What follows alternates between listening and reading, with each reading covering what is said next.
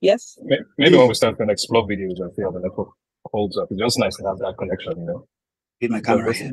This is a conversation that I'm sure we're all very passionate about, as creators, as storytellers, and copywriters, and poets, So. Okay, so Eddie, I think I'll be handing over to you. You being the moderator, so just take over. When sometimes we have about 10 participants on the call, so I guess might as well get the ball rolling.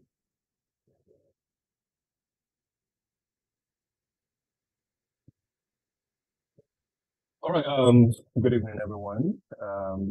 My name is Eddie Madaki, and I'm serving as your moderator for today's panel session. It's an absolute pleasure to be here. By way of introduction, I wear quite a few hats. I work in the corporate and marketing communication space for the past 15 years. I am invested in a couple of marketing communications firms, and at the core of my being, creativity, creative storytelling, brand and marketing communication is what drives me and motivates me. And I believe that's one of the key indices that has justified my being a part of this conversation today. And I just want to say a big thank you to the Nigerian Society and all the partners and happened. So without further ado, while we wait for Tonton to join us, I would like to introduce our panelists that are on the call with us today. So today's topic is we'll be discussing the importance of code switching and linguistic plurality in modern Nigerian music, and of course storytelling. On a very, very basic level, not to make any assumptions, I just want to give a quick, definition as a guide as to what code switching is in this context. So it's basically the practice of alternating between multiple languages, dialects, and tones, in the process of conversation or communication. And it often depends based on the social situation, whoever is receiving the information you're putting out in terms of your audience, and the context of that interaction. And it can happen in multiple ways. It could be in bilingual and multilingual environment. And it's just a very, very unique and creative way that we effectively communicate with people who speak in different languages and dialects. So in the Nigerian context, for instance, once you are passionate about certain people in your life or your workspace, it is quite common to segue into pidgin in the midst of conversations and even in professional spaces as well, and also throw in a little bit of our local dialects and vernacular is as a form of endearment or for effective communication. So we're going to be, referring to that term code switching quite a lot through this debate. So I would like to introduce, in no particular order, Dr. Jumoke Verissimo. Born in Lagos, he has a master's degree in African Studies from the University of Ibadan. Also, a bachelor's degree in English from Lagos University. She has worked as an editor and sub-editor, copywriter, freelance journalist for major newspapers such as The Guardian and The Next. And next, she now lives in Canada with a daughter. She is a professor at the Toronto State Metropolitan University. This is a good time to have those applause emojis on the Zoom. And she is an established poet, novelist, and academic. Dr. Jumoke, it's an absolute pleasure and honor to have you join us, making our time, even the time difference to share with us today. Please just say a word, and if I missed anything in terms of the introduction, I'll be more than happy if you could, set us on track. So, Dr. Jumoke. Thank you so much. Should I call you Eddie? Yes, please. Yes. Please call me Jumoke. I'm really comfortable with that. All right. So much. It's a pleasure and a great honor to be on the same panel with you as well. Thank you. Thank you very much. Really, really excited to hear your unique insights from your wealth of experience and your expertise as well. Next up, this gentleman needs no introduction. You might have heard some of his classics like Ara. He is an amazing, amazing songwriter. Pardon me if I seem a little bit biased and prejudiced. I'm very passionate about the gentleman I'm speaking about. Born Olawale Oloforo, aka Brimo. Brimo is a Nigerian singer-songwriter, a sonic artist, and actor. He's also an author, and he has been in the music industry before 2010, and since then has put out a significant number of acclaimed hits and entrenched himself and established his name as one of the most conscious talents, in the Nigerian music scene. He wears many hats. He has incredible offerings to give, and we're super excited to have you join us today, Brimo. And dare I say, we just had an exclusive. Now we can confirm for the very first time, and to the public knowledge, we're going to have new music, a new project dropping for Brimo on the 1st of December, 2023. Brimo, my brother, my friend, and after a pleasure to have you join us. You want to say a word to our panelists, please? Thank you so much, Eddie. I've been shaking in this chair, like, let's start this discussion, I beg. when I saw the flyer, I was quite very happy. I have a very personal experience with this particular discussion, and yeah, and fortunately, I have a very great interest in sharing publicly too of things I know, because I must confess that I find it a bit weird that most artists do not pay attention to what you guys are about to talk about today. So I hope that we will get to shed more light on this discussion. Thank you so much, very much. You said something really exciting. You said that you are really passionate about this topic and you cannot wait to share. And you also acknowledge the fact that a lot of people will take into cognizance of the importance, of code switching. A few years ago, I was privileged to be part of the Creative Cities training forum with one of the multilateral agencies in Nigeria. So there was this event planning and design agency that trained us called Work the Plan, based out of the UK. And one of the most compelling statements I left with, they said culture is the one ingredient that shapes society. And I believe we all agree on some level that code switching is a very, very important part of, communication, in our culture. So, I'm really, really looking forward to see how this conversation evolves and all the great takeaways and learnings that we can take from this and how it impacts, our craft of storytellers and education. Dorcas, is that you? No, that's your phone charger. No, Dorcas, I think your mic is on. We can No, hear the I'm nice trying back and to. forth. Okay. Sorry, apologies. You can go ahead. All right, no worries. Now, Tonton Raymond, if I may introduce him in absentia, he is. I'm actually here. Oh, how you doing, sir? I know I Good, saw your thank photo you. earlier when I joined and got kicked out because of the network. How you doing, sir? I'm all right. I got kicked out as well, so I had to come back in. Okay, welcome back. So by way of introduction, Tonton, is it okay if I call you an Abuja-based Abuja-raised talent? I know a lot of Abuja artists, like to be perceived as more nationalistic, but as an Abuja boy, I'm very proud to say that most of my great achievements come from the place that, I was raised by this city and made by the city. So if I may introduce you. While I am an Abuja-based artist, I was raised in Port Harcourt. So, so Port Harcourt bred, Abuja-based. Port Harcourt bred, Abuja-based. So you have magic from both cities. So all that energy from, the Great River State and of course, the creative expression that comes with living and working up country. So Tonton Raymond is a songwriter, a poet, a fantastic rapper.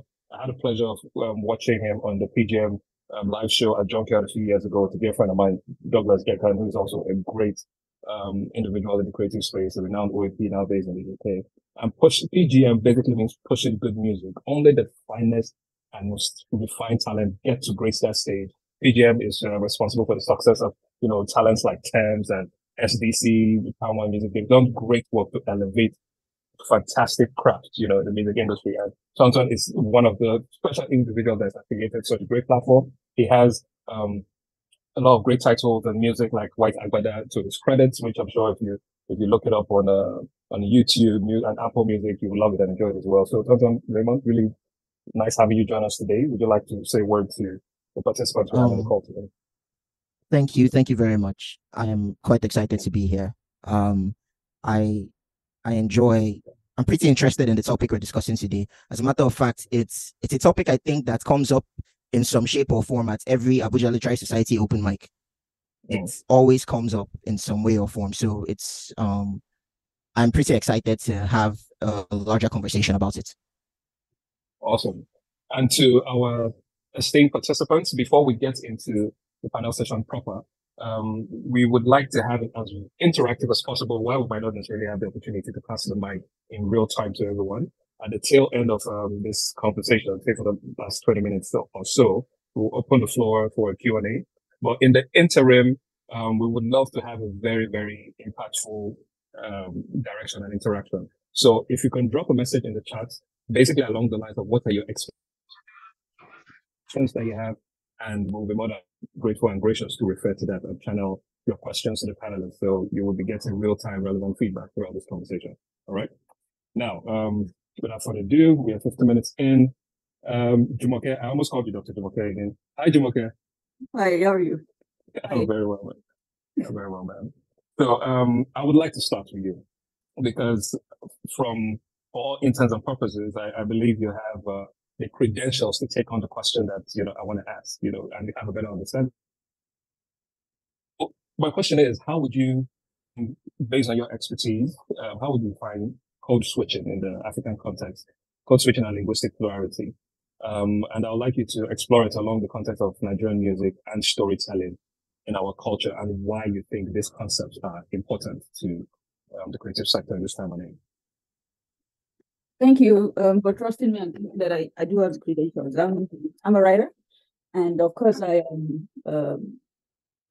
I'm also mostly likely a creative person, hiding under the umbrella of the professor. So I think you define the linguistic plurality and code switching the same way I would define it. My field isn't linguistic. I practice in creative writing mostly. So it is simply, like you said, moving between languages, which is alternating languages, which is for code switching. And we do that a lot in our music. We do that in our storytelling, because Nigeria is a multi-ethnic nation, and it's actually inevitable.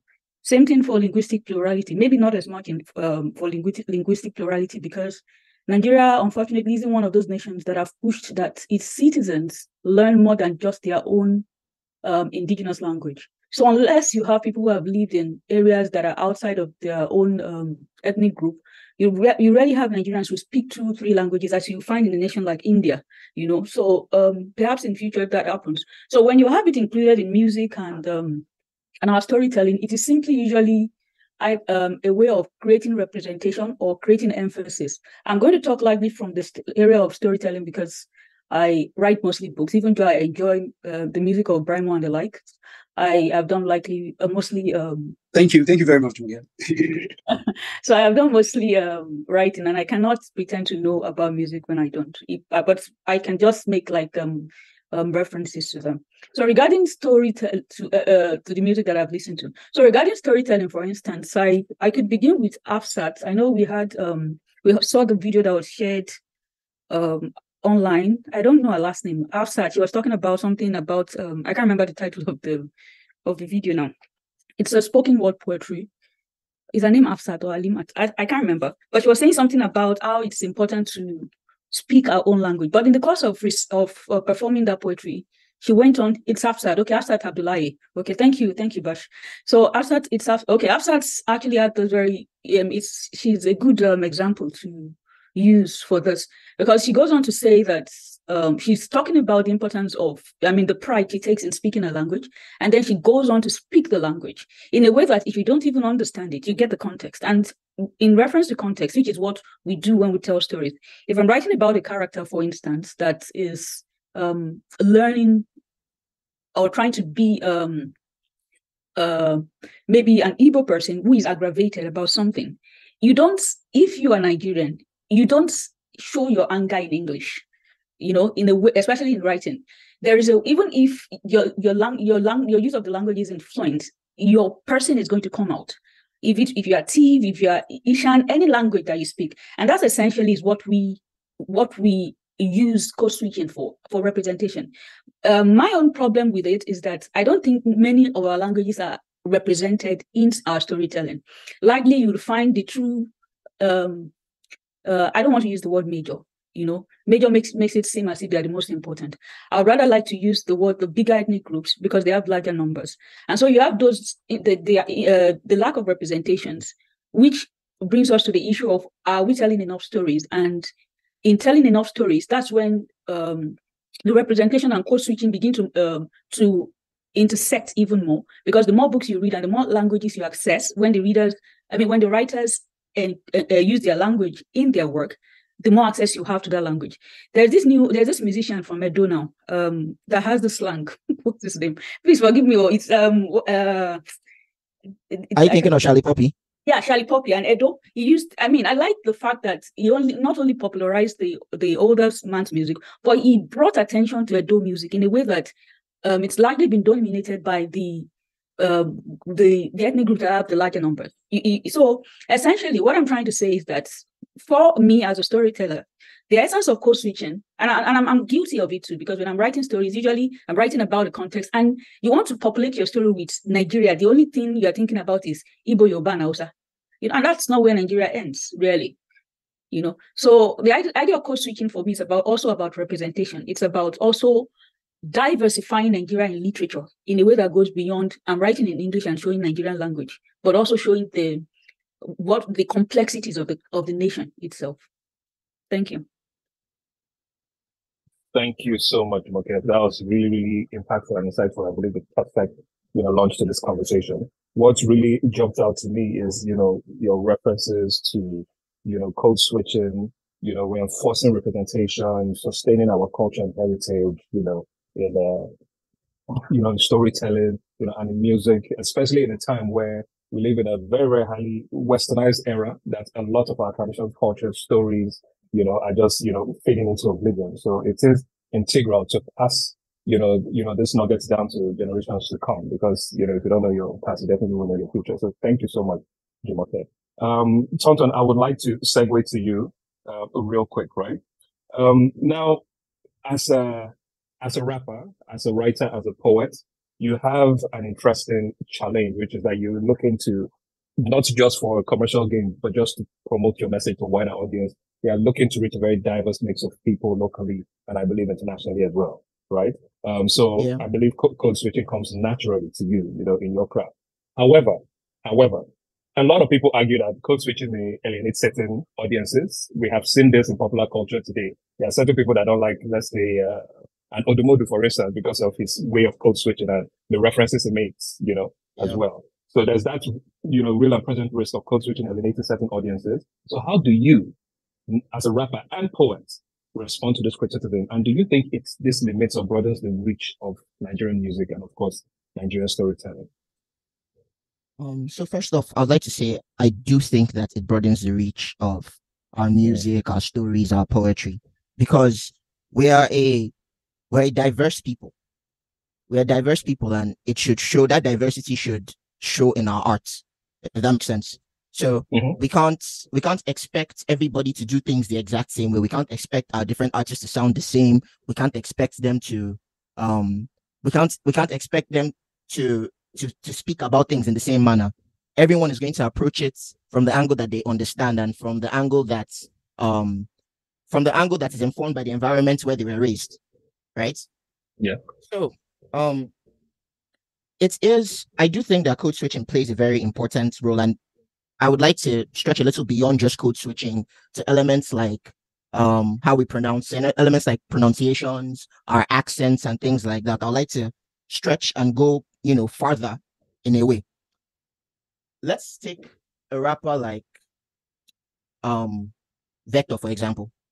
Yeah. When Vector started becoming famous, the major criticism about his style was that he sounded a lot like Jay-Z.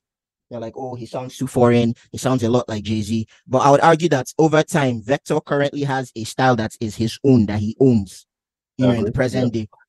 There are lots of, if we think to how a lot of Nigerian rappers sounded in the 90s, even Idris, and you would say that they were heavily influenced. You would hear all the influence of American hip hop in what they did, right?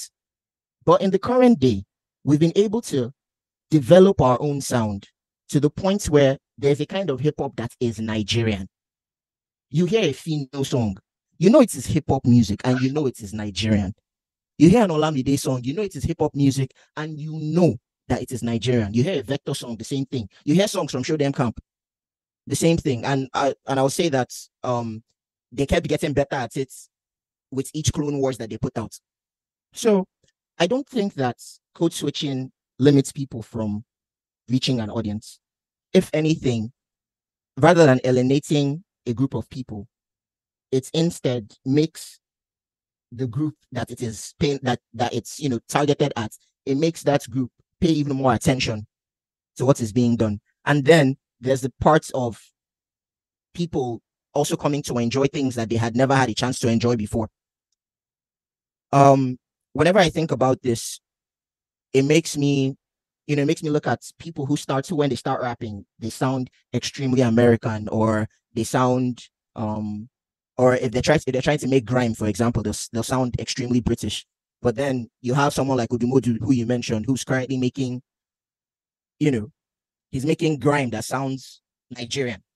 And the sound is also popular in Europe as well. Very well also right. So it's like, and if anything, if there's anything that Nigerians have done, especially with music over time, is that we keep on taking sounds from other people and we keep on making it our own. We keep mixing it into our own sounds and we keep making it our own. That's what we've always done. When Fela invented Afrobeat, it wasn't just Nigerian sounds he used. He used sounds from everywhere, and then he fused it into something that people had never heard before. So the switching from one form of speaking to another, one form of slang to another, these things don't necessarily have to alienate people who don't speak the same language. It doesn't necessarily have to alienate them. It's just, if it's done right, if it's done correctly, it even sparks the interest of people who do not understand what you may be doing. Thank you. Thank you very much, Tonton. I find it really, really intriguing. You didn't even speak about any of the negatives, of code switching. You were very, very resolute. That is all, is all positive and brothers the reach storytelling capabilities and all that. So quite interesting. I almost do not have something that I can point out and say, oh, this is negative, and even when it comes to, I was one more example with, I think code switching also works in how we use languages that, in quote, are not our own. There's a way that there's a way we speak English as Nigerians. And take, for example, the phrase, how was your night? Yeah, Tonton, sorry, could you just hold that thought? I just want to throw in a little extra for you to build on, right? Sure. So sure. We're pausing at how was your night, right? But I still want to go back to that risk of alienating certain audiences and to give some context, right? In Nigeria, as it is, we supposedly have close to 300 ethnic groups. There's an argument that it's 500 or more, right? And we have our different cultural, nuances and beliefs and all that.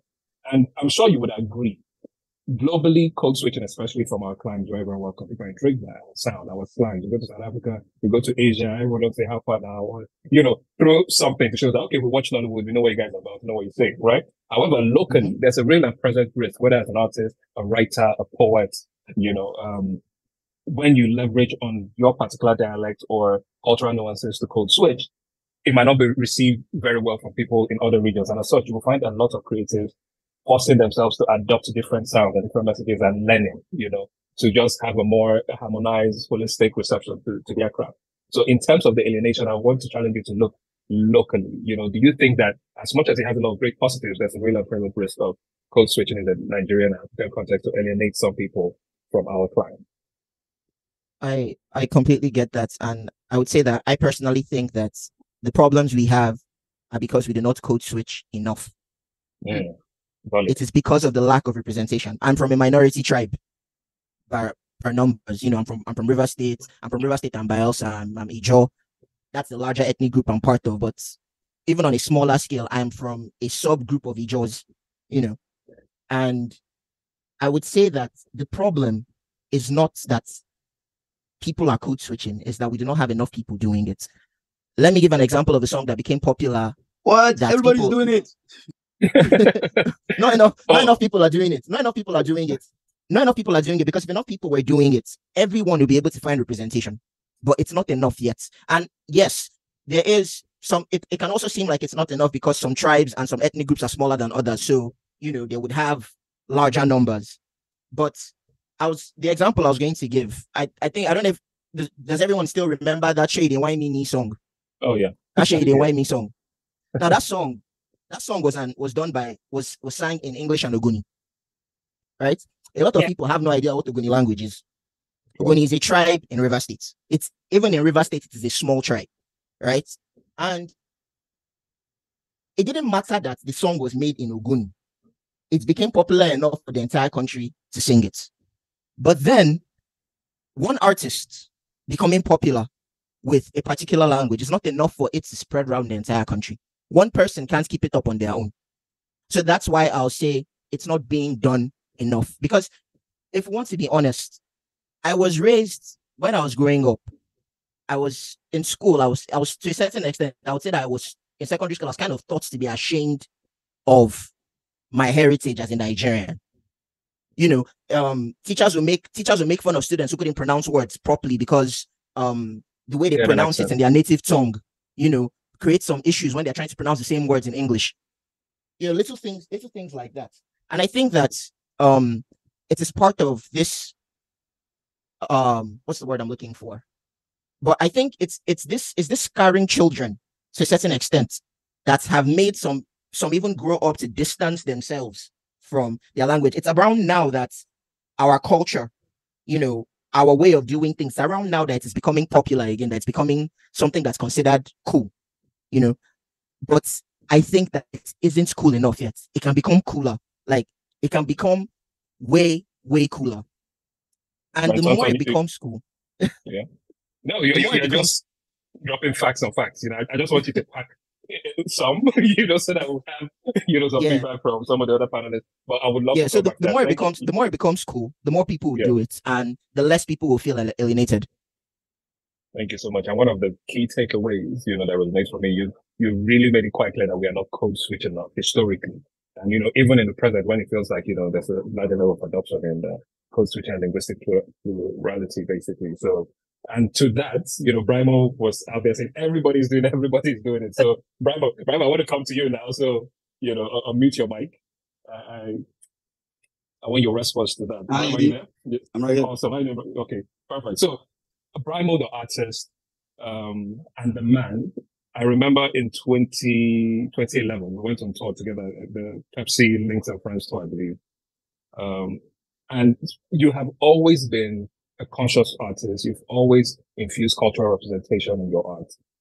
Even your lyrics, I would say maybe like 70%, is in vernacular, right? Where this inspiration came from, whether it's, pride in your cultural heritage or your upbringing, I'm hoping you will share more in that. But first things first, I want to ask you two questions. The first one is, based on what I've said, can you share any insights into your creative process and how that informs you incorporating multiple, language styles into your songs and storytelling?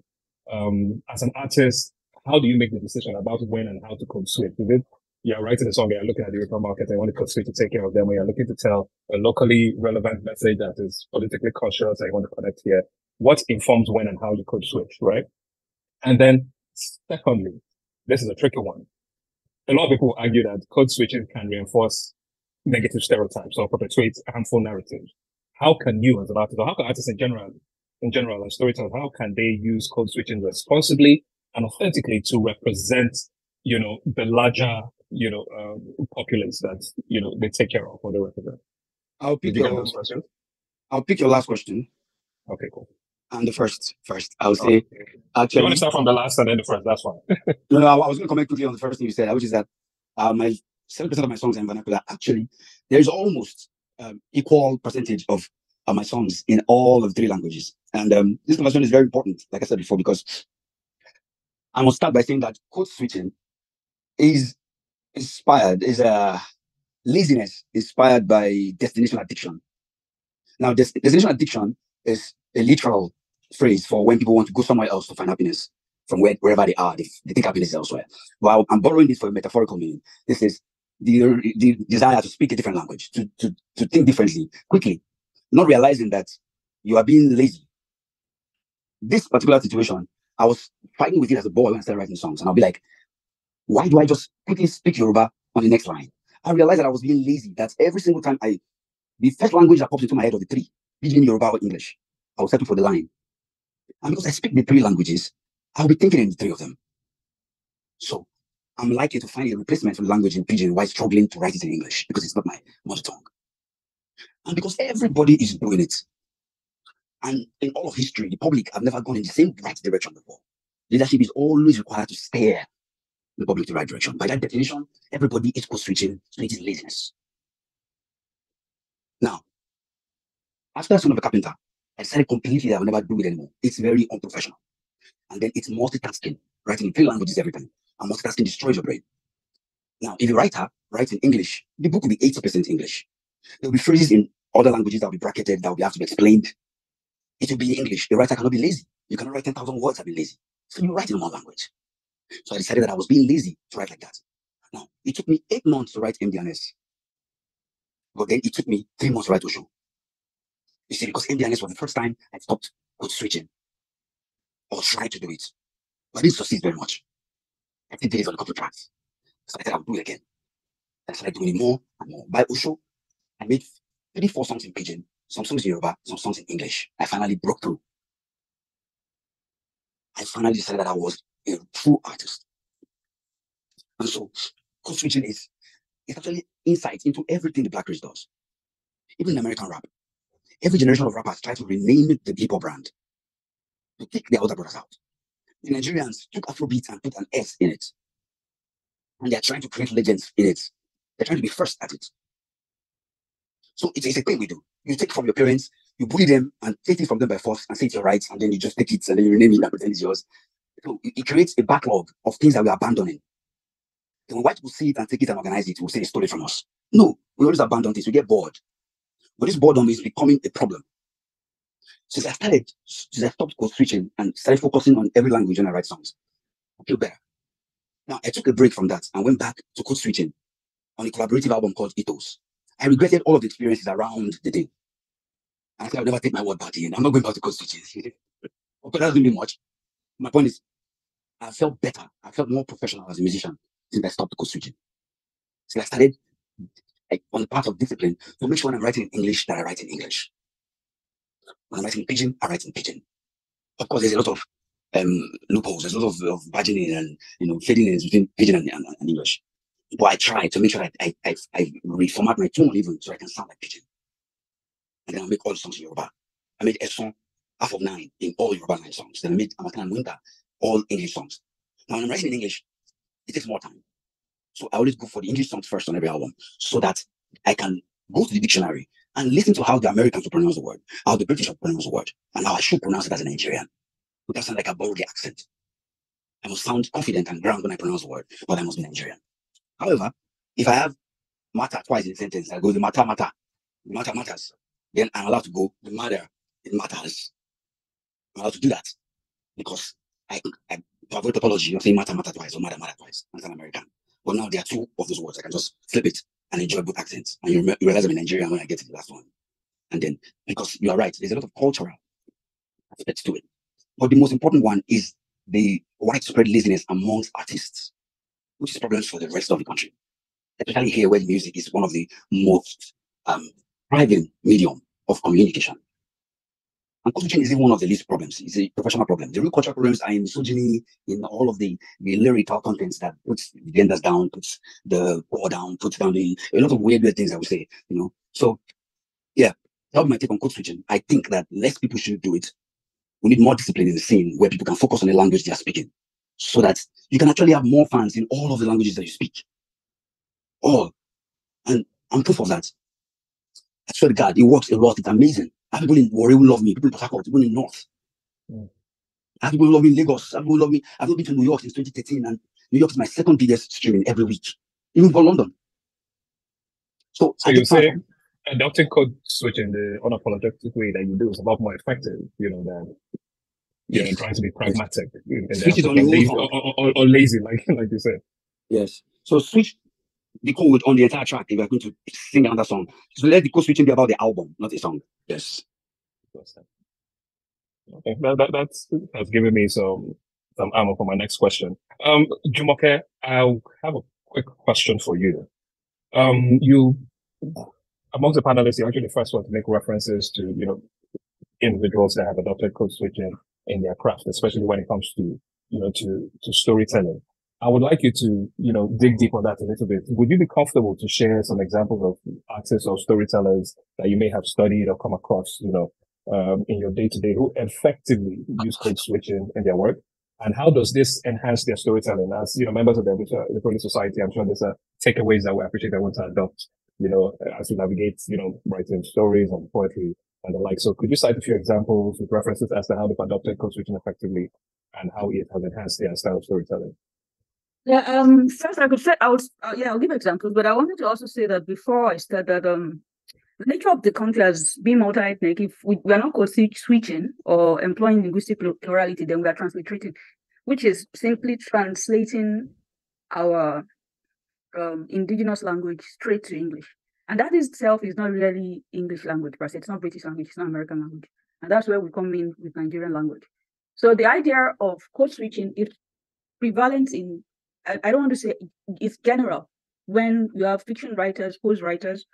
For writers like, I've used it in my own work. I mean, my first work, maybe not elaborately, but actually I did a little bit of transliteration, and then you have the interjection of the words that are Yoruba in the language. You have writers like Razak Malik, Hussein, Salah Ujide, and there's a particular person that I actually think uses it a lot in his work, Akim Lasisi, you know. I did mention Afsat rarely. I've just heard one of her, but I was really impressed with the way she employed that use of language, of indigenous language, along with the English poetry. There was not just confidence in the narrating of our story, but there was this sense of inclusion, such that those who don't speak a language can feel the essence of the message that she's spreading. And that's what's actually things like code switching and linguistic plurality actually encourages. It offers a sense of diversity, such that even when your language is not being spoken, you want to tell your story. And that brings me back to the point that I raised earlier, that I think I put that in the chat box where I was saying that perhaps maybe what we need is more stories to summarize. Maybe we're not telling enough stories. You see that some of the names that I've also mentioned, and the reason I continue to use Afsat is because the language she spoke, I don't know what it is, but I know it was it's a language that is I don't want to use minority, I hate that word. It's a language that is not as known as it's not from the larger groups, right? But you could see the power, and that no language is actually superior to the other. And that essentially is what, when we do code switching, we're enforcing that. And we're not saying that there's superiority of language. Rather, we are saying, join me in this, in understanding the context in which I am using this language. And usually in literature, for instance, when there's always this debate about when books are being exported to the West, they begin to ask questions like, should we translate, because I've written Yoruba, or maybe I've written Tiv, or something like that in my language, should I have to translate it to non-speakers in the West, you know? But when we are in our own country, we don't argue about, do I have to translate Yoruba or do I have to translate? There's just that sense of, I understand the context that we are Nigerian. And listening to other speakers, listening to Ishan, listening to T, listening to Igoni, gives me that sense that, Ogoni rather, gives me that sense that I am in a place where there's a complexity, there's a diversity in that that multiplies my meaning. And by meaning I mean that multiplies me as a self. And that is what we mean by being Nigerian.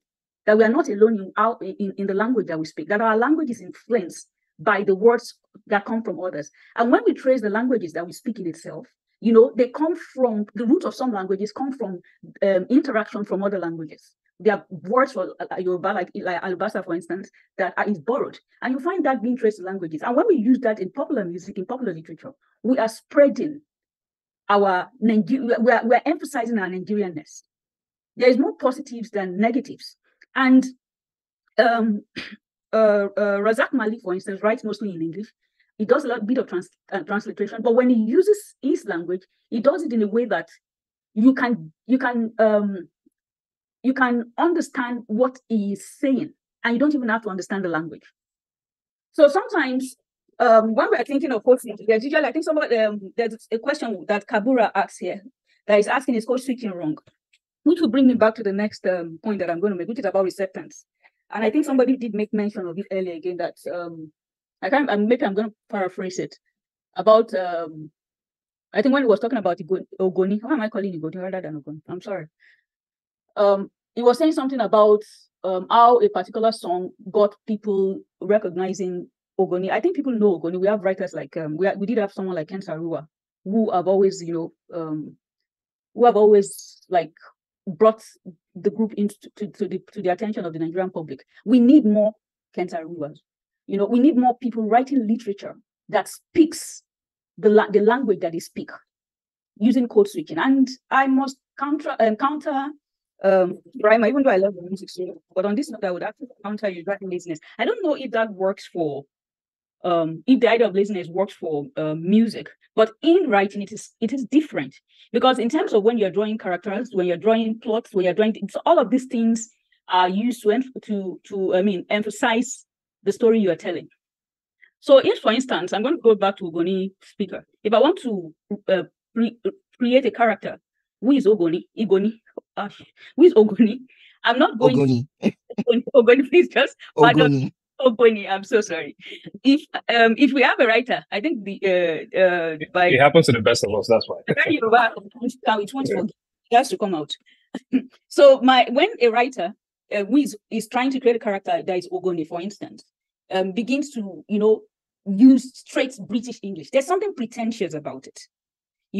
I want the character to interject with Ogoni phrases. I want them to I want to use the Sousa Boy, for instance. It's written largely and only in Pidgin. Sousa Boy is one of the few books on the Nigeria Biafra War, for instance, that goes deep into the experience of the South, and it does that not simply with its use of storytelling, but does in its characterization and language. And he chooses to write that language in Pidgin. He could have done that in English language, right? And for those who write, you will understand that it is not child's play. It's not child's play. It's not lazy to move from one language to another, even if you have fluency in all of the languages. There is always the struggle. Okay. Yeah? Please, I would like to defend myself at some point. Okay. You can have your rebuttal when you All right. I mean, you have the expertise in music. So pardon me for some of the things that I say here, but I'm just saying that I won't agree when it is in writing. It's different. It won't be considered laziness. I don't know. I don't write me. I'm sorry. I remember saying that a writer cannot be lazy. Like it's impossible, because and if you notice, when you're writing a book and you decide to say something in the exact phrase of the language it's from, the meaning, we get it in the next line. You can tell that, yes, you have to do that first to give us a context. So writers always could switch for deeper meaning, for deeper connection. Because no matter what the writer does, the book will be largely in English or Pidgin or whatever language the writer chooses. Yeah. So because the writer already chose a major language for the book, the code switching is just extra spice to reconnect the book back to its origin. Actually, sorry for cutting you. I just wanted, so I don't lose my train of thought. I think code switching is essentially part of the language that the writer writes in. Because for the musician, this is the problem now. The book is in chapters and in hundreds of pages. So therefore, there is a pivotal language that will give a general understanding to whoever can speak that language and read it. In music, however, by the time I change 3 lines in a verse of 8 lines, a person who only speaks English in America will lose the meaning of that verse completely because of the Pidgin and Yoruba lines that literally were 60-40% of that verse. So if we are seeking also to fix the cultural whatever that this may be looking like in misrepresentation, my method is still the best part, because if a song is 100% Yoruba, a Yoruba person gets it. A chunk of my fans who don't speak Yoruba will still like it because they love my voice. If the song is 100% English, I'll get fans from across the globe in English countries. So that's my point. That's my point. That code switching itself is part of the language, because being it's part of so for somebody who is not, we read books that we have we read books that some phrases are written in French, they're written in German, and we still get the context. It's part of creating creating identity, both for the writer and both for the message that they are trying to pass across. Absolutely. So the only difference is what I was trying to say. And for the musician, the cultural aspect of our work, if the marketing of the value is the replay power of the music, and of course, what else? Yes, I mean those are 2 most important things. They are very important things, because if they are not important, if they are not taken care of, we will start to misrepresent our culture. We start to misrepresent our profession. Brambo, can I just butt in real quick? Yes, I like the direction you're thinking, but I want us to save it so that you can delve into it, properly when you come up stage. We're able to land, your train of thought. Are you comfortable moving on? Yeah, I'm going to just round up with Okay. I'm going to round up with his last statement, and then also point out someone like Chika Jones, who also uses his indigenous language in his poetry as well. I think to round up, there really isn't, in a sense, a loss here. And from the way we've seen literature or art being received across the world, it's more of a positive than a negative, actually. Code switching is how we join conversations with the world. So Indeed, it is. Indeed, it is. Agree with that. Yeah, and Tonton, I want to come to you with this one. Without a doubt, code Eddie, switching. Yeah. I'm crying for help. Code switching For his is one. making code switching is making mediocre of Nigerian artists. It's making mediocre of us. So I have a question, that addresses this particular train of thought, but I want to take some feedback from Tonton, and I'll come to you on that. I'm really, really intrigued to see why you think code switching is making lazier creatives in the music space. All right. So Tonton, Jumoke was talking about how code switching is an important industry to connecting us globally and building bridges across different cultural groups, not just on the African continent, but on a global scale.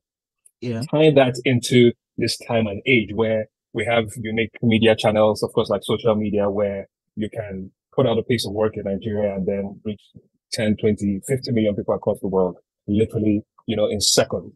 My question to you now is that how do you see code switching evolving in this digital age, especially with streaming devices and the globalization of entertainment, storytelling with books and films and poetry and theater? How do you see code switching evolving in this digital age? So I think that in this digital age, people can code switch with less fear that somebody is going to lose the plot. Oh. Because like we have answers at our fingertips. If someone is lost, they just need to pull out their phone and tap away and they'll be found. So I think that's one of the advantages of the current age to code switching. Granted, when we code switch in poetry, prose, even in music, it is possible to have the context of what we are speaking about inside what we're saying. So someone who understands a part of it will still understand the larger story, even if they miss, one or two lines of what you say, right? But in the present day, even if that wasn't the case, it is still quite possible for people to access the answers that they need. Let me come from an angle of rap music. Like somebody built an entire company on the idea that people need rap verses that they listen to explained. They need to know what the lines mean.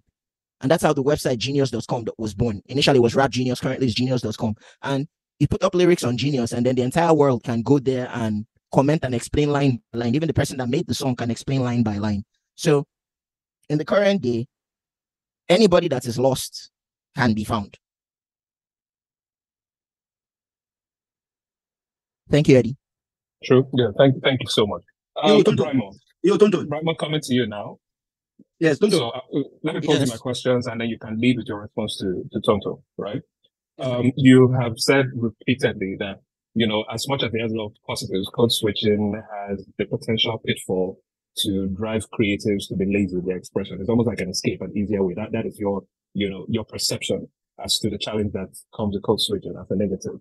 And I would like you to speak more on that. And secondly, I'm sure this also comes from a place of social and cultural responsibility.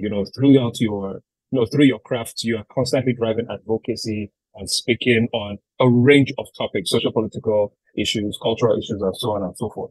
Right. So, how does it tie in? Because obviously you leverage your code switching to deliver on that message. You feel like the responsibility that you have to amplify and communicate certain things to a larger audience, and you adopt code switching. But on the other hand, you believe that a lot of Nigerian artists adopt code switching as a way to express their talent in a lazier way without putting any thought or refinement, into the message that they put out. So can you just tie this up, for both? Okay. I want to say that. Yeah, thank you very much, Eddie. I want to say, first of all, I mentioned to Tonton that the artist must be wary of the listener losing the plot. They must be scared of it. It is very, very important because for instance, I listen to Yusundo, who makes music in his own local language. Sometimes he code switches, sometimes he makes it in English. So, but I love his local songs, almost like I sing them You know, demba, that means you don't know what the fuck I'm saying, but it sounds so nice, you know. And so, but because I know that the song is in his language, so I'm not expecting to lose anything because I already understand that I don't understand the language. But when I'm interested in a song that's speaking my language and then switches and 3-4 lines in the verse with other languages, I will lose interest, and then it affects the replay value of the music. So I'm speaking from very basic business point of view, and that's very important to every musician, which then connects to Eddie's question.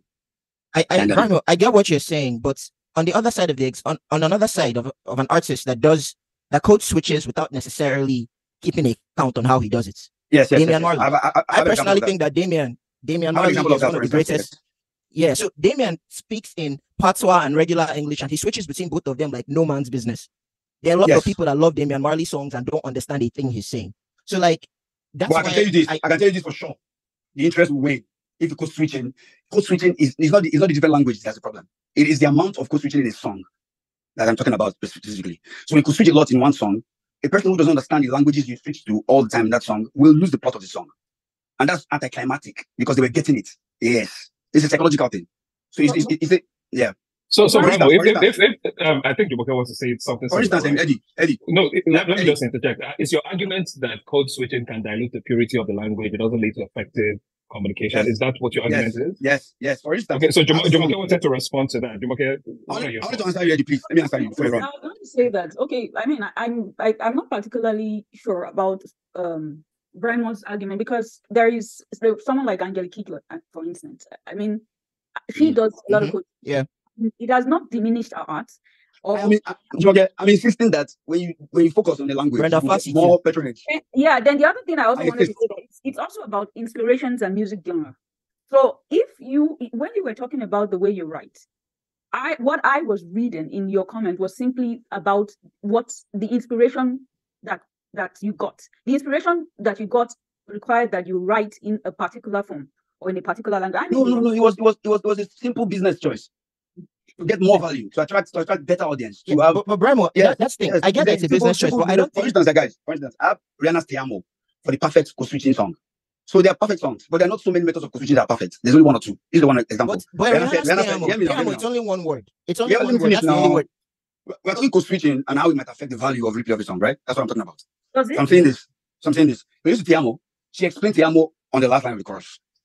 So the co-switching was fixed. When she says Te Amo, don't it mean I love you? I think it means I love you. That's the perfect way to switch. So she later gave us the bottom line of what Te Amo is. So nobody loses the plot. Yes, that's a perfect example of code switching that works. I think there is Burna Boy code switches as well. I am telling you, bro, that if they focus on the language per song, they will get better value, better patronage, no matter what they're making now. That's what I'm saying. I don't think you're right in that regard, Brian. I think while that might work for you, you can't put that as a hard and fast rule. It's a universal law. I'll give an example of why. This is a general rule. I don't think so. Odumodu is doing it right now, like sounding like he's from 10 different parts of Nigeria, and everybody loves it.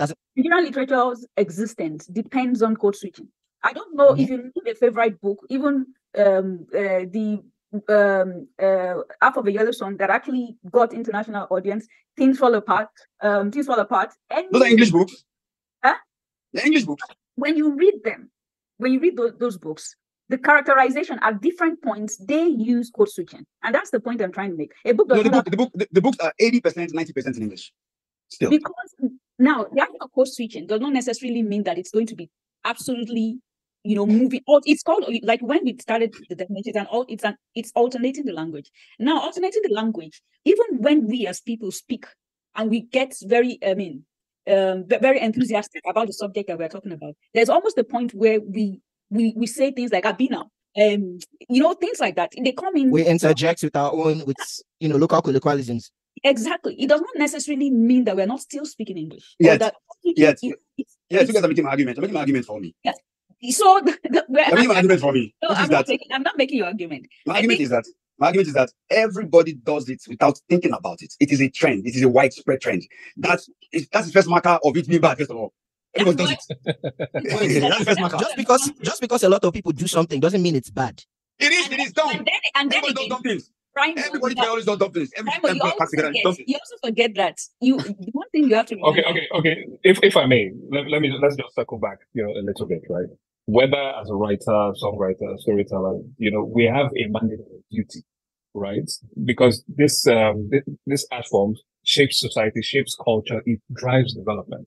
And to communicate effectively and reach a wider demographic and have more impact, code switching is relevant. So, Brimo, as much as I defer to the right for you to have a differing opinion, I don't think code switching is bad. The feedback I'm getting a lot from you is that, it's lazy ways of communication. It has a lot of negatives to it, so it will be interesting for you to advocate for the more positive impact that code switching has. I'm not forcing it on you, but as a creative, as a writer, code switching is inevitable to drive your message home and impact society positively on the larger scale of things. You would argue that in music and in your craft, you drive advocacy through your craft. And if you're going to reach people in the rural areas and reach the most enlightened people in the more refined spaces, you cannot achieve this without code switching. So saying that, it's a lazy, art form of private communication, I don't necessarily think that's 100% true. Jumoke? Eddie, please, I want Yeah. to ask Jumoke something. I want her because to we please weigh in on interrupted her, something. so Yes, yeah. So I like you to weigh in on the elements like Tonton. Yes. yes. Respond to Jumoke. I think and Eddie- then Brimo, I think Eddie just We'll follow that passed some chain. comments at me, right? Yeah. I wanted to. Yes, but let me just So ask Jumoke a question we're so that she circling can. from Tonton to Jumoke and then you for your response. Yeah. So Jumoke, please, in what you're speaking on, I would like you to weigh in on something when it comes to the other aspects of linguistic plurality, like accents and such, right? Mm-hmm. And how it affects our identity. I'm thinking of some specific examples. For example, how in the dictionary, the pronunciation of the word machete is written as machete. The British call it machete, Americans call it machete. But Nigerians, 200 million people who speak the English language, pronounce it as machete. And yet, there are people who would want to debate that, it is. So you see, people back together and do dumb things. It is incorrect. No, but Brimo, the dictionary is not a rule book. It is more of a record book. It's not a rule book. I was going to ask, for example, Okada has now been put in the English dictionary. In the Oxford English Dictionary, they put the word Okada in there because 200 million people use it. So, Jumoke, I wanted you to weigh in on so basically, scenarios like that. Evolving language as we speak. I think language is a tool. I mean, that we own as a people, and not the other way around. So we starting from the number, as well as the fact that when we decided to incorporate English as the official language, we also knew that we had people that were speaking in so many different languages. And there is no way that the influences of the languages that we speak, no matter how I stay for a year in Canada, I can't speak Awana Ghana. It's not going to happen because I have an accent. Now, that accent comes to play. It is part of my schooling over the years. It is how I am represented. It is how, when people meet me, they say, "Are you Nigerian?" They may not place where I am from, but they have a sense. It is in not pronouncing words properly. Because I am Nigerian, and there's a sense, even if we have not included it as a national language, we do have Nigerian language. And it comes with pronouncing market as market. And it comes with me saying market and you recognize it as market. Because we have the geography ask us to speak a certain language. Now, I wouldn't say market in Canada because the geography of this place dictates the language that I'll speak. If I'm submitting a manuscript, for instance, to a publisher in the UK and I'm in Canada, I have to present that manuscript by using the English language that is spoken by the British. So that's a different element. But if we're now producing our literature, if I'm going to be writing my literature, when I was writing A Small Silence, for instance, and there was this particular character who comes from the Lagos Island area. Now, one of the problems, I'm from Lagos Island, and they always laugh at people. It's not even an accent, but it's more like it's typical of people that come from that area to say things like they say they can't pronounce the R, like road and things like. So there's a peculiar way they pronounce it. I have to represent this in the book, right? My readers are actually, I have Westerners, I have Nigerians, I have South Africans that have read the book. I haven't heard one of them say that they had problem understanding that person was trying to, that character I was trying to represent was trying to, my code switching there was an attempt to capture the tone as well as the accent of that person. Absolutely. So my point here is that it comes back to the idea of representation. If I'm representing a person from a particular ethnic group, that speaker, my own job as an artist is to be true to that character, so that when someone who reads my book meets that somebody from that place, they can almost hear them because they've read my work. I don't know if I'm making any point here. The representation. Yes, you are. The representation will use code switching actually is a sense of inclusion, and it helps our own readers. Just as I don't know, like I said, some of my points regarding music is just based as an from the perspective of an observer. I am not exactly an expert there, but my reference here is that whatever we use code switching for in arts, I want to think is similar to what you use it for in music. You are spreading your tentacles and getting your audience involved in your identity. That's my own perspective. I don't know if yes, I think you landed that successfully. Brimo, you have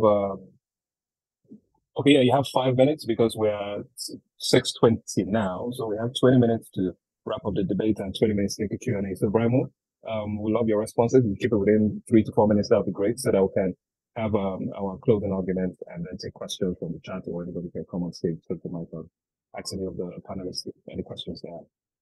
Brimo? Yes, sir. Thank you, Eddie. I wanted to say, first off, the time it took for me to get back here, I've forgotten your questions. 1, 2. Right after you asked me again, then it wasn't necessarily my question. You had some responses for Jumoke's argument. Well, I wanted to first of all ask, what is the goal of our discussion? Because code switching is a very it has a completely different application in a book than in a song. So that changes the complete paradigm. It completely shifts everything because no matter what the book does, it will still be 80% in a certain language. All of the references and characters are pointers to the origin of the book, but it still uses one language. If it's Japanese, it may just be as Japanese as the story gets. If it's Nigerian, there may be Pidgin characters written in English, Yoruba characters written in English. We'll see those in the names and stuff. But it's very different because there is a large chunk of the book that is in one language. That does not take away understanding for anybody who reads it. And in music, however, I will go from singing a Yoruba verse to singing an English chorus. And so I have created a divide that shifts understanding. Even the Nigerians who speak English will still be like, what's he saying there? People will lose interest no matter what you do because of language switching, who doesn't understand well. Most importantly, it is multitasking. You are shifting from language to language to language. It is bad for the artist's brain. Sorry, I'm speaking as a professional musician. When I started writing in one language platform, I made code switching about my albums than about a song. I swear to God, my career has been very different. All of my confidence, all of my being able to speak openly about professional issues and just make my point like I know what I'm saying is because I do know what I'm saying. I'm living the experience. It changes everything completely. I have fans in all languages that I speak. So it works. It's most effective in music when you focus on code switching on the album and avoiding it on every song. That's what I have noticed from my experience. It helped me stand out completely. So I think now I get your argument a little bit clearer now. Yeah. Yes. Okay. Yeah. Thank you for that. It has really been such a comprehensive and engaging debate. I feel like we can't even have enough time, to cover this. So I'm going to pose the last question so that we can have our closing arguments. And there's also some questions that came in from the chat, especially from Coffee, and then Brimo also, amplified the same question in terms of the objective of this debate, in terms of linguistic plurality and also the context of the Abuja Literary Society. For me, my take in this era of, cultural, globalization and globalization, where the world has become global, there's a depth to cultures and languages in our craft. And as creatives that have an ambition to spread, our gifts to a wider audience, code switching is an important tool, to achieve this aim and objective. And I think to me, that is the relevance, of this debate. I'm sure Bash and of course the admin from the Abuja Literary Society would, shed some more light on that in the Q&A. But before we close, I want to ask a question and invite each of our great panelists here to respond as well. Starting from Tonton, the final question would be, what advice would you give to emerging artists and storytellers who desire to incorporate code switching and linguistic plurality in their work while staying true to their cultural roots? Because, of course, this to a large extent is the cultural driven debate. What advice would you give going forward? Spread your wings, spread them, cover as much as you want to. Everything that is a part of you, put it into your music, put it into your poetry, put it into your stories. There's no limits on how much you can put in. Yeah, Thank you. that's my advice. Don't limit yourself. 100%. Thank you so much, Hunter.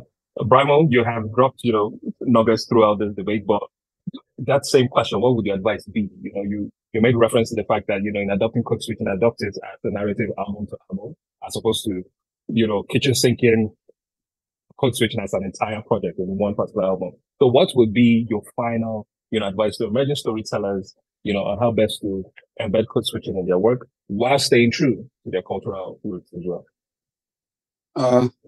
Thank you very much again, Eddie. I'd like to say that, first of all, code switching is not the problem at all. Like I gave an example of Teamo, where it was explained, like a book would do, and because, yes, a book would do that immediately and explain to you what the phrase means in English, for instance. And Teamo is a good example, but there are not so many ways to code switch that will always work. 1, 2, when everybody is doing it, there is a great possibility that it is an auto response. And I give myself that example. It was an automatic move to switch to Yoruba or Pidgin, however the line pops in my head when I started writing songs.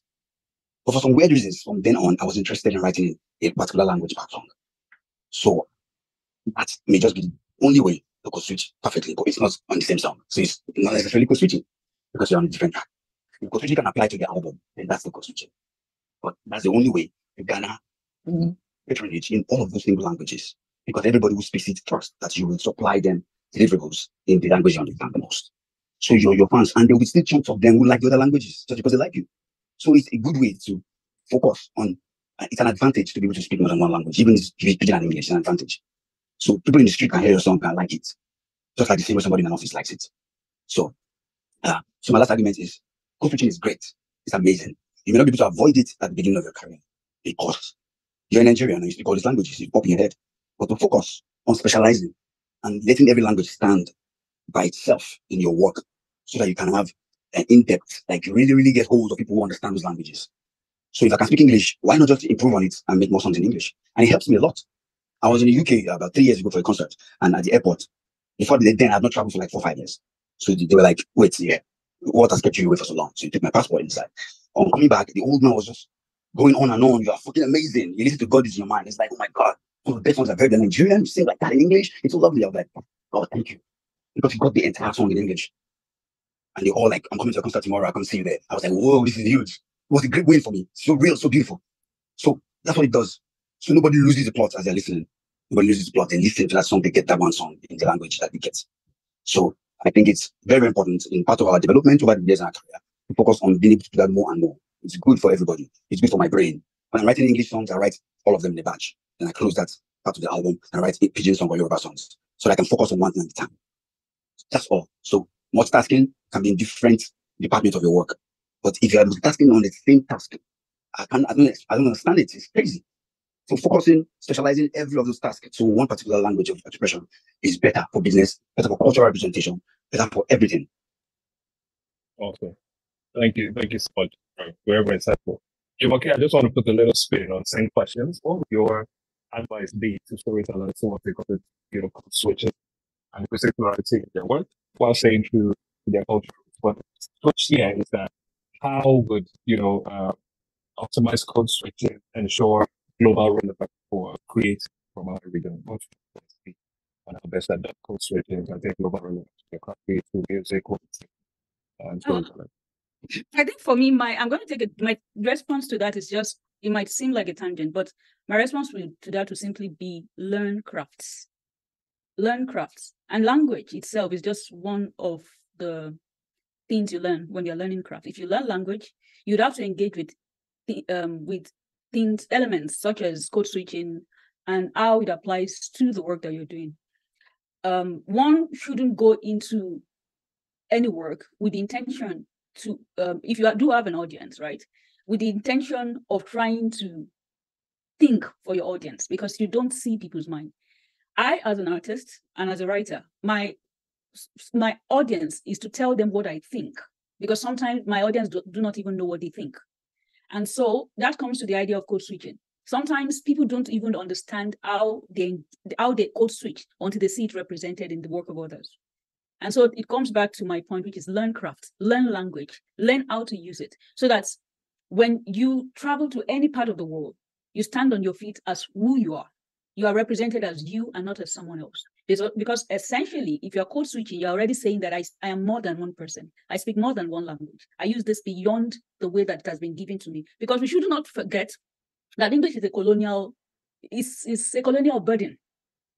And when a way of unburdening ourselves is to engage it with the indigenous languages that we speak. It's an advantage, man. It's an advantage, nobody. I'm sorry. Well, I mean, in literature, it is more.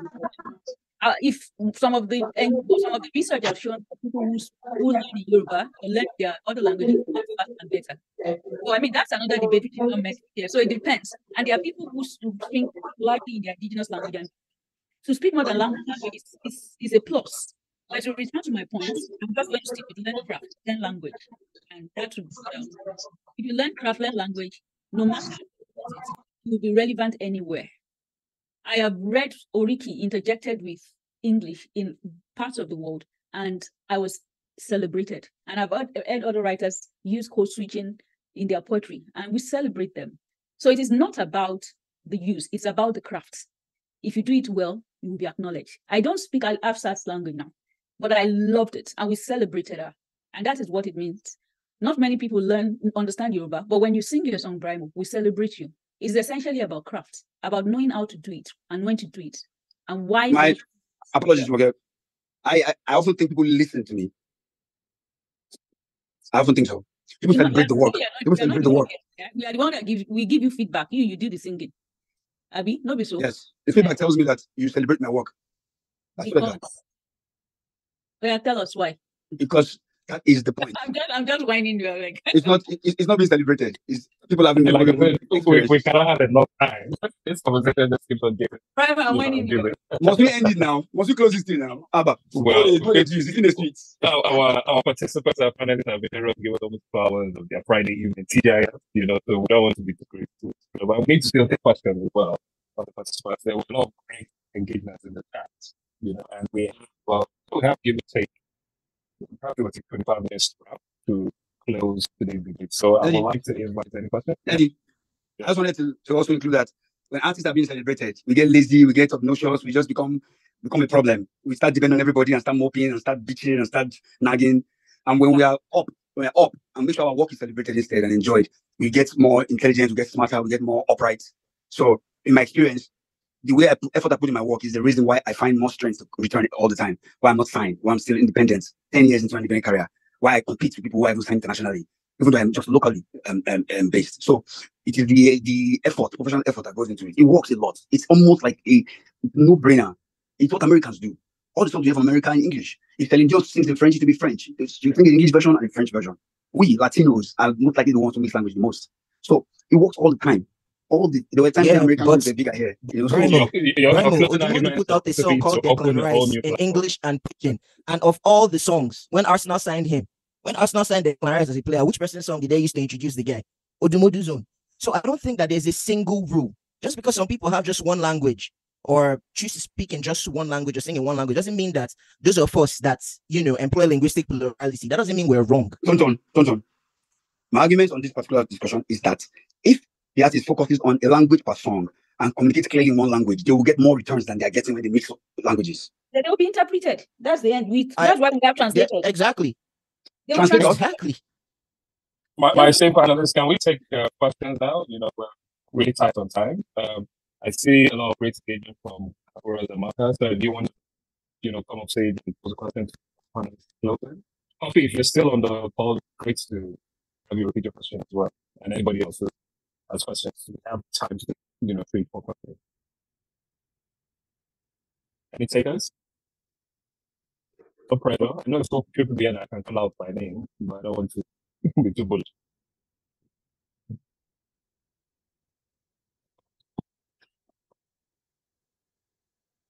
Okay. All right, very well. Turn back to you. Saying something. Sorry. I'd made my point. I was just saying that linguistic plurality isn't necessarily wrong. Like, I get what Brian was saying, but I don't think that it is not a hard rule. It's one way of doing things. It's not a hard rule per se, but it's a pandemic in this case. So I need less people to mix many languages on every song. We need that. We need it collectively. See, I will explain to you. Okay, by specializing language pattern, it taught me to make sure that a Gambu song, for instance, is written in Pidgin because it's a Northerner, and Northerners may understand proper English or Yoruba. So I will make Gambu song in English. I met a boy called forgot his name, my friend, and he told me about Gambu, a Northern musician who was thinking for thieves. His life, all his career, he just sang and praised criminals who were highway robbers. And I'm like, Jesus Christ, that's freaking ridiculous. And then he was very old and he died. His name was also Ibrahim, just like my birth name. I just connected with his prayer. I said, how can I write a song about this guy? And then I wrote it in Pidgin English so that it can fly in the north where he's from, because I can speak Hausa. So that way now I connect with them. I've been getting calls from the north for shows. They never go through, but you're interested because of songs like that. Will you do Gambu when you come? Will you do Gambu when you come? In the east, I'm almost 40 years old and I'm still relevant across the country, even though there's segregation that we don't talk about yet. Our artists get older and stay in their region. So thank you very much. Can I take the question from Kofi? And Thank you. Good evening, all. Can you guys hear me? I'm not sure. Yes. Yes, we can. Thanks. Good evening, all. A very special shout out to Brian. I'm a huge fan. Well, it's not just that I've got the avenue, so I best say it now. But yeah, so thank you. I've got two questions. First off is, I understand at the base of this entire conversation is the social responsibility for artists to more or less see how this particular thing can at least work with their intentions of maybe providing some sort of awareness, solution, some sort of remedy to what a problem in the society, something like that. Yeah. But now, so it boils down to a responsibility on the side of the artist. But then on the back of that, the argument is how many of these artists actually make art for its sake? Now say, well, there is a specific demographic. There is a targeted audience for every single song you hear out there. That is what I'm saying. Well, some people would actually make a song because they have something to say, and they're not exactly looking to get everyone in on it. Or maybe like say, well, I think that would probably be the reason why a lot of people use English more than other languages to sing or write or stuff, just because it has a wider reach. Same applies to music in Nigeria. So if I'm doing a song and I'm actually trying to get, get the replay and everything, get that particular song going on the radio, chances are I'm going to infuse Yoruba, Igbo, or maybe most of the two anyway than the last. But yeah, now my question on that is, how often do artists actually make art for its sake, or perhaps as a social tool for correction of an ill in the society? That is one. Yeah. Is this question to me also? No, it's just across board. Anyone can actually have a go. Can I answer the first one please before you ask the one? Because I'll forget all of them. It's fine. You don't keep your response 60 seconds to what we intend. No problem. Thank you. Contrary to your take, completely contrary, the venture of music includes saying what you need to say, making sure people get it and can be replayed. Because in the end, it's a game of numbers. You really want to get streams. Why would you care about people getting it? It's not fair to yourself, first of all. I'm one of those artists whom you could actually point to and say, maybe I make music for the love of it. Don't ever be deceived. I also make sure that you can enjoy it so that you can want to stream. So all of it are important. No one is more important than the other. So if what is least important? What is least important is you being celebrated yourself. That's what I get it, but that is one person out of a lot. Okay. Now, if we're trying to go by way of your argument, what you're saying in essence is people actually want a message, want to put a message out. Now, you as a musician, as an artist, of course, going by the number of music out there in the Nigerian society at the moment, how many of this music would you say have a message? No, of course, this is also just trying to see what message is actually providing a solution, or perhaps trying to drive some social harmony in the country. I'm saying that as it stands right now, you can't pass the message across wholesomely because of focus, because of what's it called? I don't explain it like, see, side here. Code switching is not a problem by itself. It is the widespread nature of its practice. It points to the fact that people are not thinking about it. It's an automatic response. So because of that, it can become a problem. Like I said, Ti Amo by Rihanna, we did code switching, but because it's a literary work, some grand songwriters wrote it, they explained the Ti Amo at the end of the chorus immediately. Don't mean I love you. I think it means I love you. So nobody loses it. Nobody gets lost. So that's a perfect way of using code switching, yes. So what problem I'm having here is that we just do it automatically. I perfectly understand you, but what I'm arguing is, I'm arguing from a commercial point of view, okay? So I'm talking commercial right now. Exactly my point. Exactly my point. Hear me now. I've spent so many years in this country insisting that I'm the most streamed artist in Nigeria. Where yet everybody's declaring 200 million streams, 400. Why do you think I can boldly say that? I say that because, bros, it is real. Numbers are lying. First of all, leave that aside. There's the feeling that comes with this thing. I have the balls to still stay here. You think I'm just suffering? I like doing business here. Nigerians stream my music a lot. So because of that, I know that it works. If somebody has to leave this place, and everybody who leaves and go international, they all code switch. No, you cannot sell it to me that it works. It doesn't work. It's not working. All right. Well, well, more or less a comment and a question is, I think the choice to code switch for some artists, particularly, is resting on the commercial advantage of it. That's what I would say. Because I know people who are not from the Yoruba speaking tribe. They're not from houses. They're not houses. They're not Igbo. But they would infuse elements of languages from this tribe just so they can be appealing to that particular demographic. Now, it is essentially commercial. It's not, because what I'm trying to say is you're looking at projecting or perhaps amplifying the presence of your own community or perhaps your own language or something about yourself. Yeah. Mm-hmm. Tell me the last time a Yoruba artist sang an Igbo song that blew in the East. Last time it doesn't work. If you sing in Yoruba, let's know that I'm about to give you an example of somebody that's from one of the larger ethnic groups. Yeah, Duncan Mighty. I can list them. Duncan Mighty. Yeah, Coffee, do you know Duncan Mighty? There's Adekule Gold. Yeah, I do. Yeah. Coffee, Duncan Mighty. Duncan Mighty is not even from any of the major ethnic groups. Any of the large ethnic groups. Let's not forget this. I just said a while ago. I said a while ago that we are, everybody who is co-switching will be better. They will make more. They will get more value for their success if they focus more on every song, language per song. I insist. I don't. You insist on it, and I don't agree. There are other things that when we're talking about what makes the song marketable, right? And the argument you are making seems to say that if they do if the song cannot be understood, yeah, what makes it? I mean, there are very wonderful talents across the country that we've met, that we know that they are not even out there.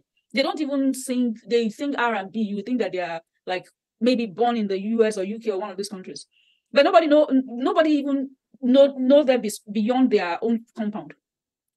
So the point I'm making is that being marketed, code switching does not make you less marketable at all. It doesn't. I completely agree with that. It reduces the value of your outcomes.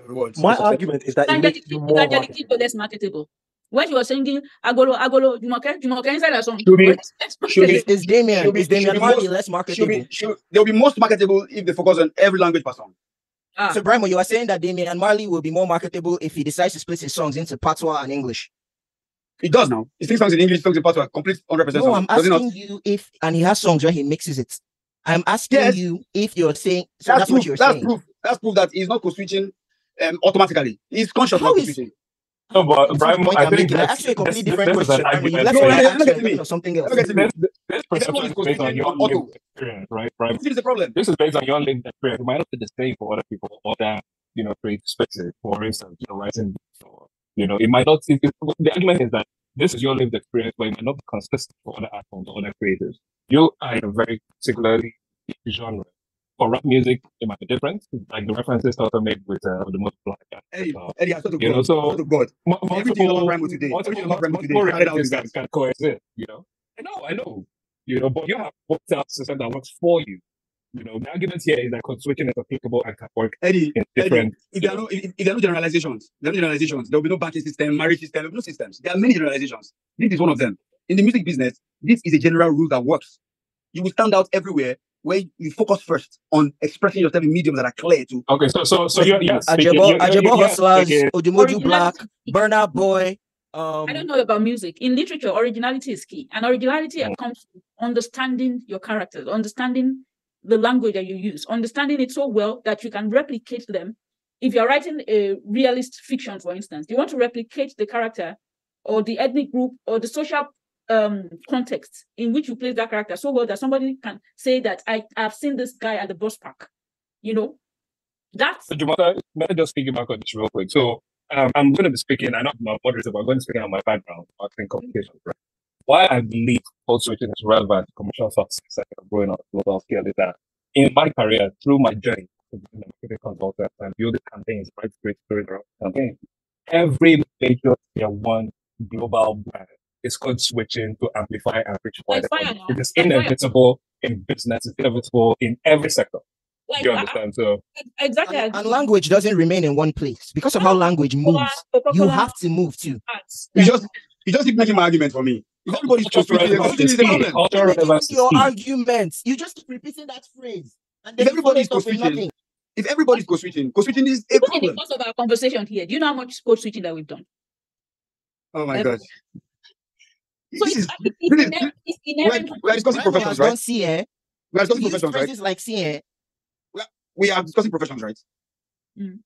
Because of that, what happens in this meeting does not apply to music. What applies to music happens in studios with producers, on radios with OAPs, on TVs, in the media, at the Apple Store and Apple Music. Music is a specific system. And I'm sharing some of the professional ethics, some of the most excellent traits that when musicians adopt it, when musicians adopt those traits, they become fully. We can mention musicians. We mention musicians that are arguably more successful than you are, who do not follow this rule that you are saying. They're all signed. They're all signed. So they're not more successful. They're houseboys. They're all signed. How's that success? Are you serious? Someone who gets given advantage. Because you're independent, other people are houseboys. That's the point you're making.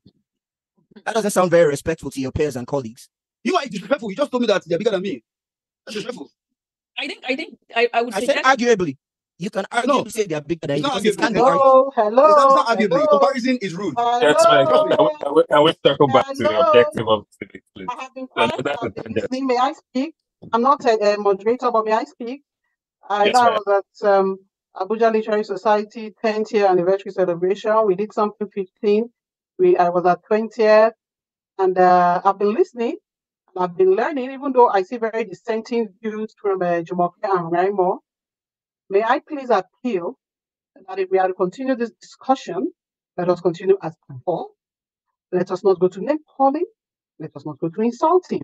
When Victor Anolefo and Ken, the film master, started this, we had lovely, healthy arguments. I disagreed with them. They're about almost 20 years older than me. Yeah, because Uncle Victor is about 60 now. But I was always respectful.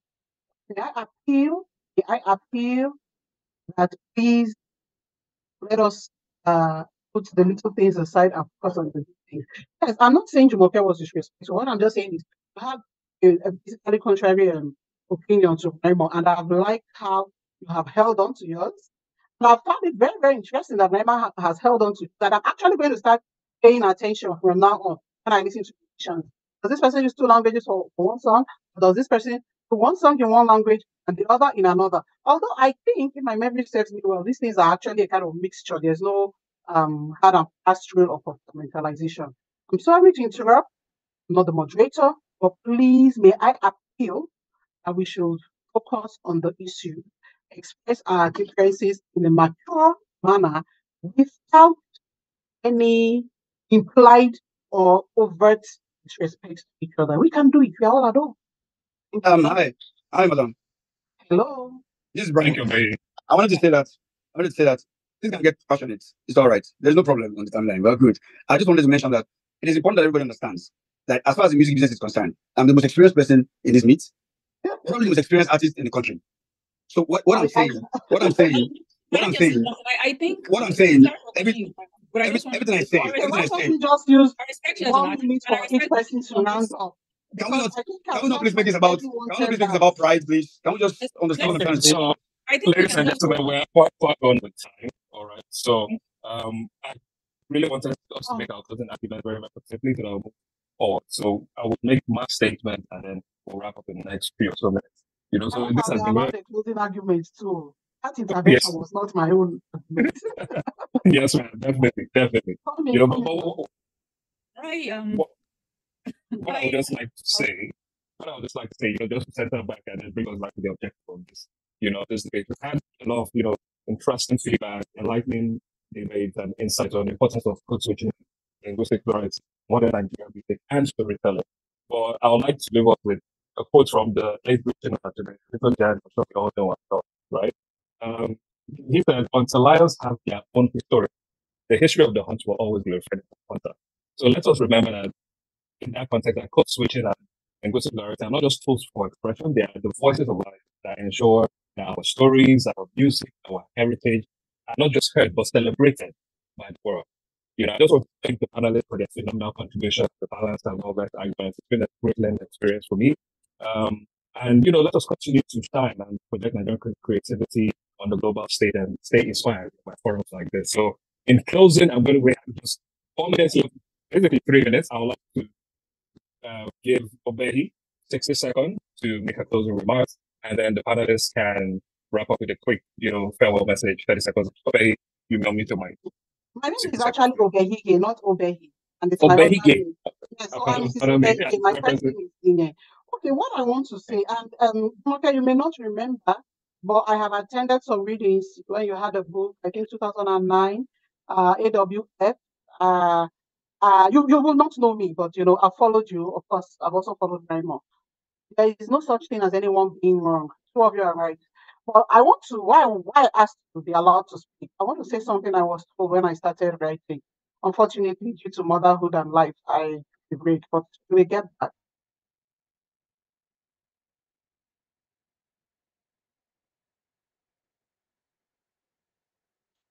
Hello? Hello? Madam, I think we lost you for a second there. Hello? Okay. Okay, I would like to hand over to Dr. Admin just to wrap up. We're quite far gone. Fortunately, we lost Obehige sickness. Doctor? Hello, everyone. Good evening. Thank you so much for your honest and passionate feedback. Sorry, I lost my network connection. Okay, sorry. So what I was told, which is what I would like to say here today, don't compartmentalize yourself. Don't follow any laws rigidly. Let your creativity flow. Those of us who are in the literary world know that when you write, there is something called editors. They are professional editors. And even sometimes your publisher will tell you, tweak this, don't do that, isn't it?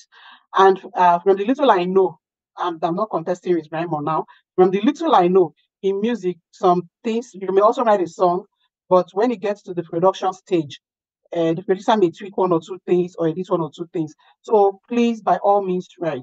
By all means, write. Do not have any laws at the front or back of your mind. Write first. When you have written, what needs to be smoothed will be smoothed. Thank you. Thank you so much for your contribution, Ma. And I want to thank on behalf of ALS, on behalf of ALITFEST, we'd like to thank everyone for their contributions. Please briefly, because I know most of us have left the room, but we have a poll and would really love for each of us to, fill this poll because it gives us feedback that what has been taught has been passed on, and it can help us, in subsequent festivals to plan properly, to know what people want to hear more about and things. So please, if we could all just check for the poll. I'm launching it now. So if you can just answer. They are very easy and quick questions. Thank you.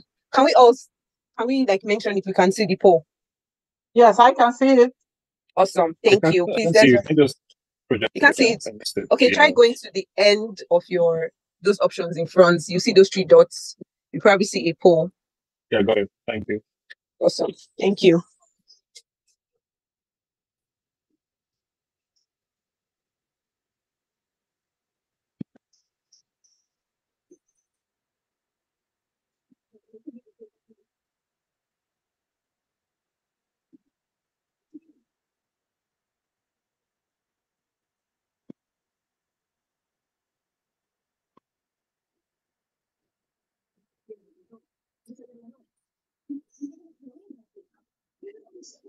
Thank you. So far, 4 people have answered. Please, if more people can just, participate, we really, really appreciate it. Thank you so much. Okay, 6 more people.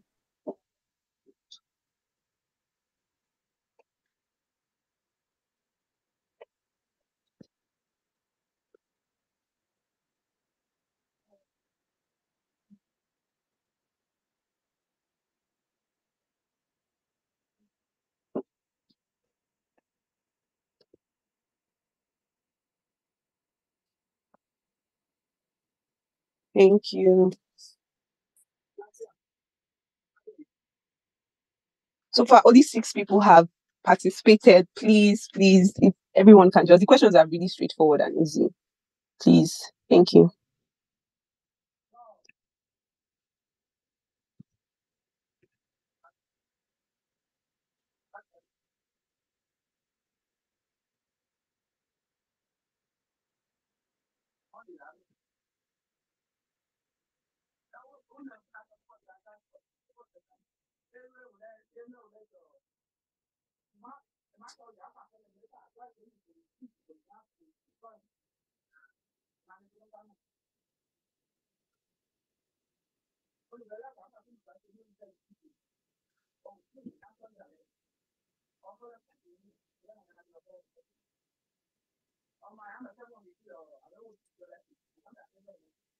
Hey guys, please, if you can all participate. If you have finished, you can just say done. You can put it on the chat box.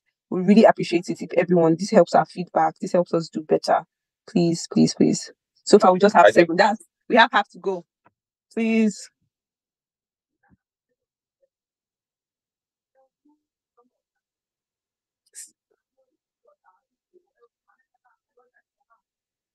If 7 people have filled it, remaining 7 more. Because we just have 14 people in the room right now. Oh, sorry, 16 minus. Thank you. Thank you so much, guys. Please, let's.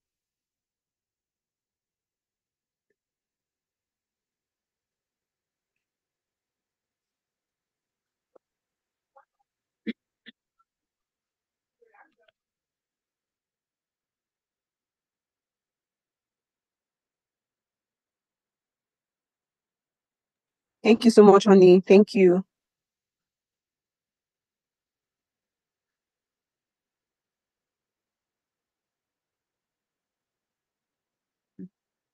Guys, my mom could switch in the background. Okay.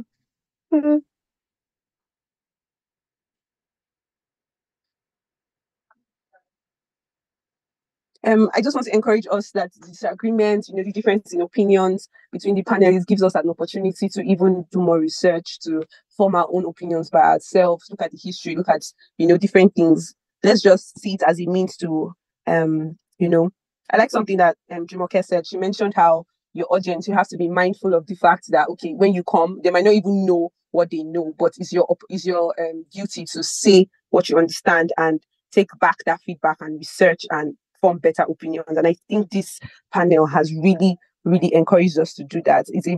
I personally think it's a very great way to end the panels we have for the festival of 2023. So thank you all for being here. Thank you all for remaining and waiting till the end. Okay, 8 people. Thank you so much, guys. We're really grateful for your participation.